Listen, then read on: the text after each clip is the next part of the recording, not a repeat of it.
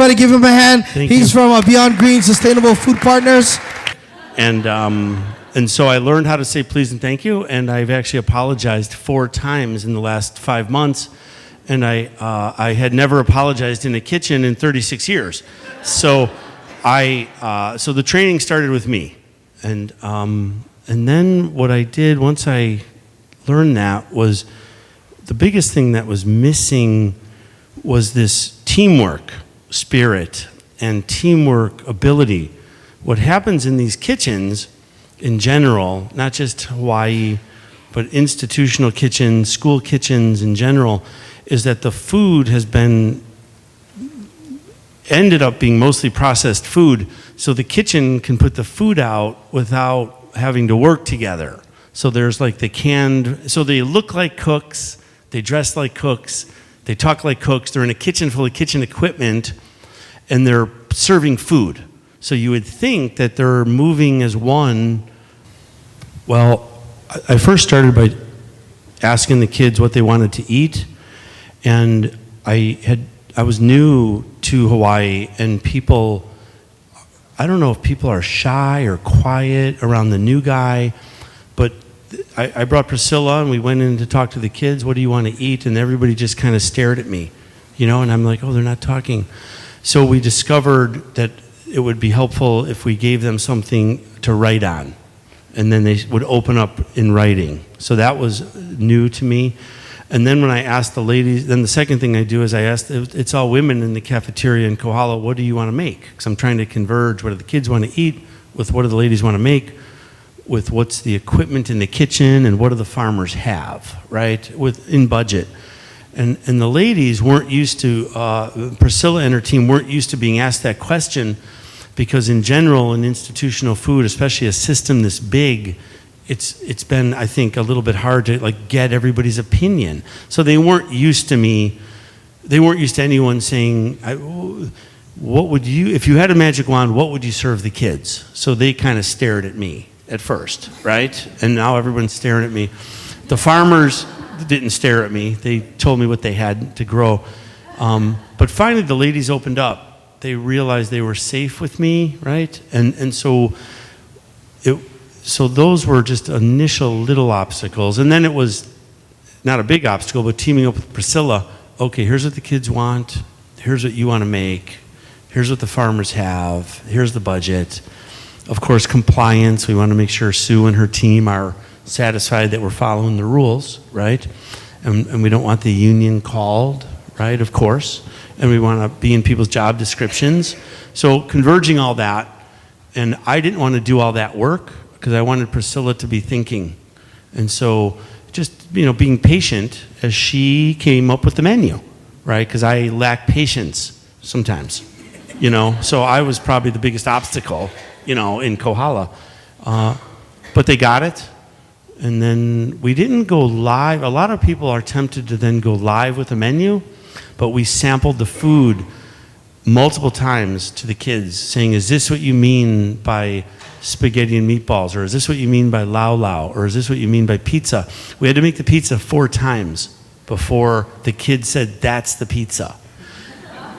And so that takes a little bit of patience too, right? Because now first you weren't talking, and now you're telling me that's not the pizza, right? So those are all tiny obstacles that, that I wanted the ladies to be comfortable with, and now they totally are. They don't want me in the kitchen. Priscilla's quiet back there, but they don't, when's he going to be in the kitchen, right? Okay. The food system's complicated, and a lot of people hide behind this complication. But I'm going to assert that if you talk to the kids, the customers, if you talk to the people that make the food in the cafeteria, and you talk to farmers, and you really listen, the solution is actually right in front of you. We serve lau lau one day a month, and the high school kids storm the cafeteria, literally running. The way this rolls out is that all the stakeholders have to be in a room regularly and agree upon a few ways to measure success.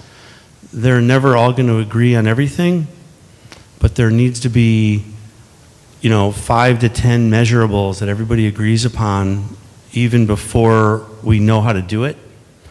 I think that we need the politicians, the funders, the private, public, Department of Education, Department of Ag, Health and Human, Sue's office, Child Nutrition, and lots of smart partners like this woman, right? We need to never forget, we need to stand on Ann Cooper's shoulder. She's the giant in the country, right, at doing this. And so this is Hawaii, and you do your own thing for sure, but there are things that we can learn from others. We are lucky to have Greg with us. Greg actually created the first B Corporation in Illinois. You were kind of a B Corporation before B Corporation was a thing. I've been cooking for 35 years professionally, and most of those years I was busy chasing glamour and fame and just kind of bulldozing my way through life as a wild man chef. My youngest daughter got sick, and we, to make a long story short, we went all organic. It helped her stay out of the hospital, and I started to look at our food system and how that works. How our carrots become carrots and meat becomes meat, and all the waste that we were producing. I had no idea where it went. I didn't care where it went. The garbage guy came on time. He picked it up, and I was chasing flavor and money, and I kind of had this awakening of maybe there's more to do. And I started to remember my childhood where when I was a little boy, I really didn't understand why the world didn't work for everyone. I forgot that dream, which was like a world that works for everyone and everything. And it started to come back to me, remembering my dream. And what year is this that you're having this epiphany? Maybe 15 years ago. And so I started studying our food system, and before how I went through like kitchenness and entrepreneurshipness is I think of it as like a train, and I'm laying the tracks down before the train, hopefully heading towards profitability and keeping customers happy so they call again. And then I just started to layer a little bit more complicated tracks out in front of the train around how can I do what I do and make money and keep the team happy and serve the environment and serve community. I started to just learn about maybe I could buy local food and maybe I could buy organic food. I was the first zero waste kitchen probably in America over 10 years ago. I was committed to recycling and composting everything, and I finally found this Chinese lady in China to take my plastic wrap and gloves, and I started sending my plastic wrap and gloves to China. My friends were like, "You're crazy." And I'm like, "No, I'm done putting stuff into the dump because that's really somebody else's backyard." I just never thought of that before. I don't know how to get everyone on the planet, food, clean water, medicine, education, peace. I'm a chef. I actually have no idea how to impact any of that. But I take that intention, Jim, put it on the tracks as we make some food. Yeah. And so. It's very well stated.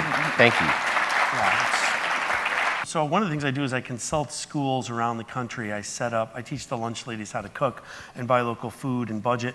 And so I'm in strange kitchens all over America and Canada all the time. And I eliminate variety. So this is a hard thing for North Americans to handle. We go to Target and there's 20 colors of the same sweater. McDonald's has 110 SKUs. That makes sense to them. So I go to one entree. It's a kick-ass entree, and I teach them how to make it. And then if it's a meat entree, we do an awesome salad bar that anybody would love. So eliminating variety. Another thing I do is I drop scales into the kitchen, both big scales and small scales, and we measure waste in 5 to 10 waste streams every day on the scale, front and back of the house. And then I am exact with portion size through the use of scales. And then exact on the production side. So whether it's in a different school or my business in Chicago, when lunch service is over, or my guys in Chicago are finished making their, all the meals they make to go get delivered to schools, there's no leftover food. There's no food for like the kitchen team to even eat. So there's just an exactness that is not present in the food business. I'm able to hit that budget with fabulous 100% scratch cooked food and a bunch of local food. So I just did this project on the east side of Buffalo where we went from free commodity, super nasty government beef to $4.90 grass-fed beef from a local guy down the street in budget. And so there's just a lot of waste.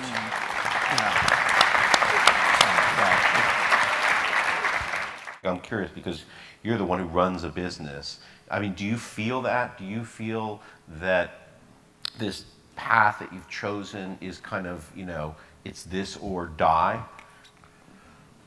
For me, I know too much about how our, food system's built on a house of cards, meaning built on the overuse of oil and water. And our school food is just not teaching. Olive oil and water. Yeah. Bad Jim. Sorry. And our school, we gotta teach kids healthy food choices, or we're just gonna keep getting sicker and sicker. And it's not. And I've been studying it and doing it for 15 years. B Corp over 10. So it's not hard for me anymore to buy cleaner food, if you'll let me use that term, and hit the budget.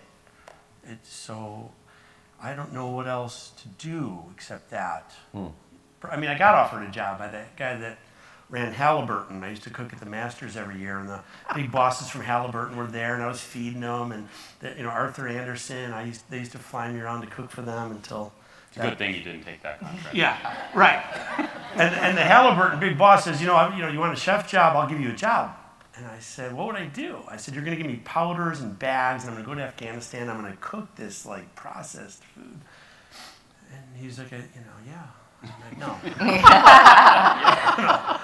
I mean, I was honored to be offered a job by this guy that runs the world, but we can't keep this unconscious mental model of take, make, waste forever.